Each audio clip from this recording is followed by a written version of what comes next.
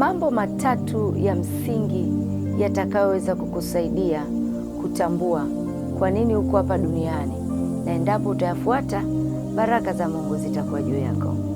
Jambo la kwanza, tambua wito ambao Mungu amekuitia. Kusudi la Mungu kwenye maisha yako na mapenzi ya Mungu kwenye maisha yako. Mitume ni wengi, manabii ni wengi, wafanya biashara ni wengi, wakulima ni wengi, lakini wewe umeitwa kama nani katika dunia hii?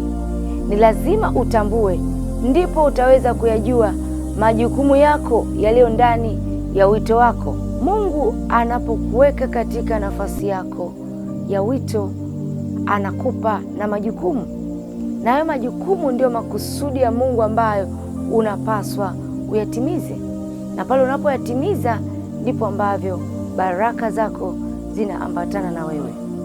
Tunapishana na Mungu si kwa sababu hatuombi, si kwa sababu hatufungi, si kwa sababu hatusali, ila ni kwa sababu tu tumeshindwa kutambua wito na makusudi ya Mungu kwenye maisha yetu, kwamba ni nini tunapaswa kufanya na nini hatupaswi kufanya.